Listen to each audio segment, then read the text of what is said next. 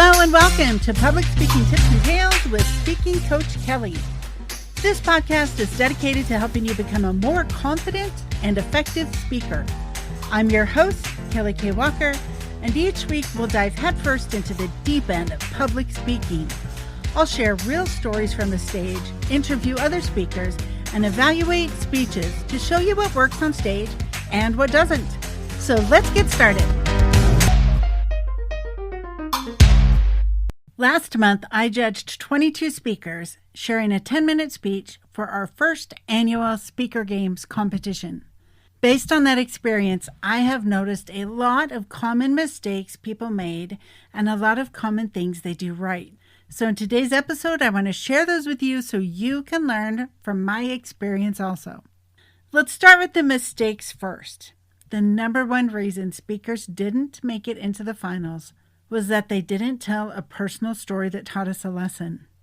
They had good information, and some even had stories, but we felt like some of them didn't fully grasp this very important concept. Teach a lesson while connecting with your audience by telling a powerful personal story. Let me repeat that. Teach a lesson while connecting with your audience by telling a powerful personal story. I recommend to everyone that in order to understand the power of telling stories, they read the book Storyworthy by Matthew Dix. I'll put the link in my show notes. Please go get this book if you want to be a better speaker. Storyworthy by Matthew Dix. The vulnerability of sharing a painful, hard, or embarrassing story opens you up for deep connection with your audience. And I understand that for some people, it's really difficult to expose their belly, so to speak, but it's what makes the difference between a listening audience and an invested audience. You don't just want your audience to listen passively to you, you want them to be fully invested in your story. And most especially, they want to hear about your happy ending after your horribly painful struggle, because they might be in that struggle too, and they want to know that there is hope for them to have a happy ending themselves by hearing about your happy ending. Which leads me to the second most common reason people were cut from the competition. They had no trouble sharing their horribly painful struggle, but that's almost all they talked about. Out of a 10-minute speech, we were often experiencing 7 to 8 minutes spent in the pit. Now, if you don't know what that means, the pit of a story is where you hit rock bottom. And trust me, as a speaker, you don't want to keep people down at rock bottom with you for very long. They could end up worse off than before they heard you speak if you wallow in that pit with them for more than 10% of your total speaking time. That means if you have a 10-minute speech, you can't share the negative part of your story for longer than 1 minute. And if you can keep it to 5% of your total speaking time, which is 30 seconds of a 10-minute talk, oh, you will give such an amazingly powerful speech. For me, the perfect speech structure goes like this. Assuming it's a 10-minute speech, 1 minute to set up your story, and that includes your attention grabber. So however you come out, start strong and get to setting up your story. This is the before. What was your life like before the conflict happened? So then the second minute, spend that time introducing the conflict or the villain, and take us down to the pit, but only get us really low in it for the second half of that minute. Then spend the next minute jumping out of that pit and introducing your lifeline, your guide, your saving moment, whatever it was that transformed you from victim to victor. Spend the next 5 or so minutes sharing your transformation journey, and especially the tools that helped you get through that journey. The tools that got you out of the pit, from victim to victor, and really made a difference in your life. Things that actually worked. Don't give tools that other coaches have given you that you haven't used. I think that's really important as a speaker.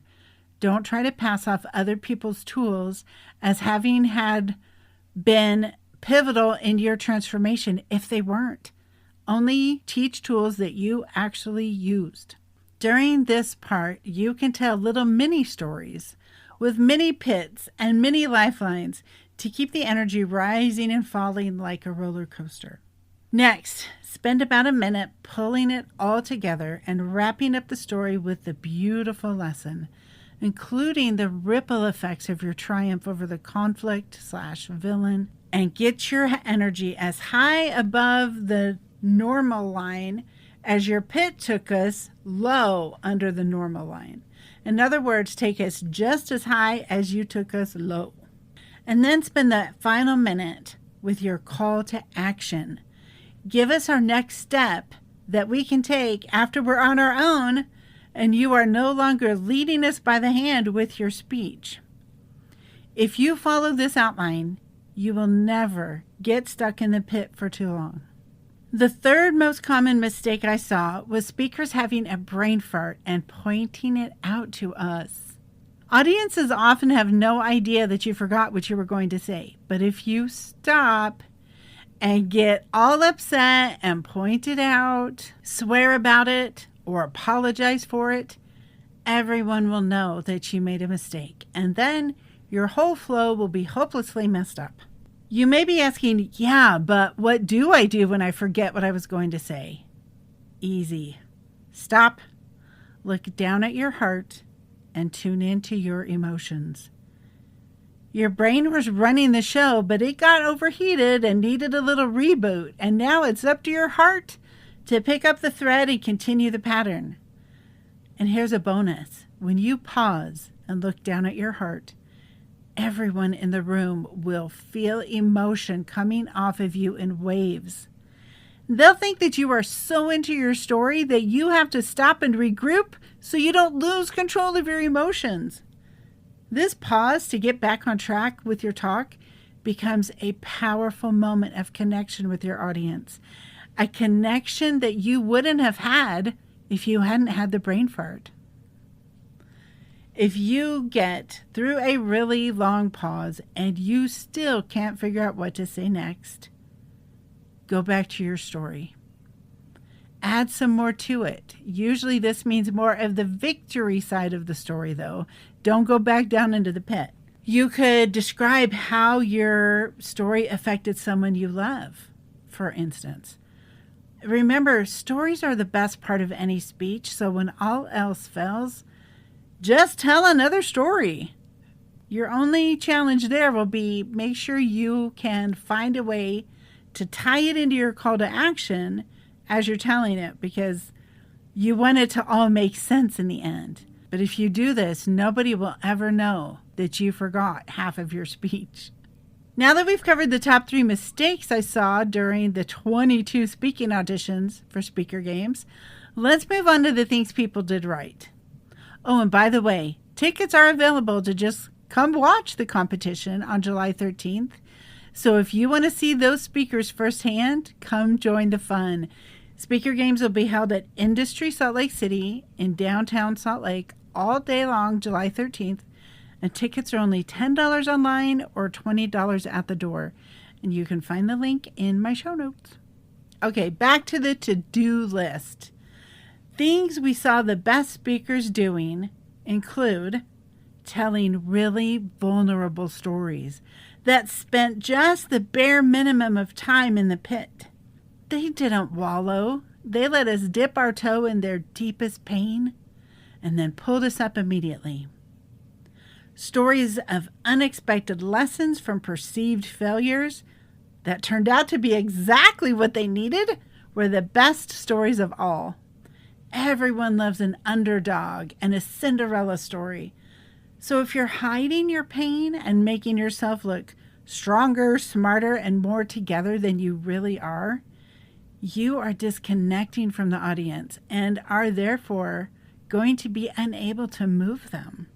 All right, the second thing that the best speakers did was to match their facial expressions and body language to their words. There is nothing weirder than watching someone grin from ear to ear while telling a horrific story of pain and suffering. Seeing a visual that contradicts the words you are hearing is an example of cognitive dissonance, and people don't like to feel cognitive dissonance. So match your face to your words, and people will lose themselves in that moment you are describing.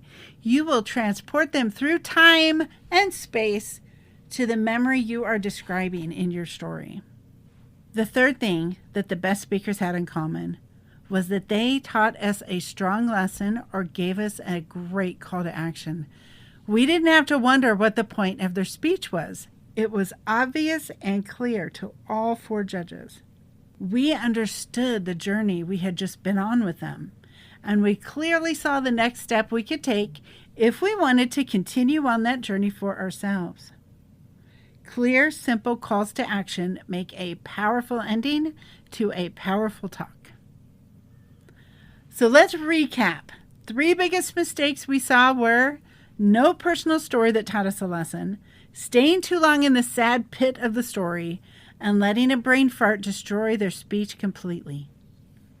And the 3 best things we saw were telling vulnerable stories with minimal time in the sad pit, matching their facial expressions and body language to their words, and having a strong call to action at the end. I hope you enjoyed my little recap of what I learned and what I saw at auditions. If you want to be a better speaker, or if you just want to come watch some amazing speakers in action, please join us at the finals of our first annual Speaker Games, July 13th, 2024 in Salt Lake City, Utah. You can find the ticket link in my show notes. Tickets are $10 online or $20 at the door. And if you don't know how to find the show notes, then you can just go to the link, which is www.kellykaywalker.com/speaker games, and then scroll down to the bottom of the page for the ticket link. Let me spell my name for you because people always get my middle name wrong. It is Kelly, Kelly, Kaye Walker.com. Kelly, K spelled out Kaye, Walker.com, and then /speaker games. And if you scroll all the way to the bottom, you will find the link to purchase a ticket. We hope you join us there. It's going to be so fun.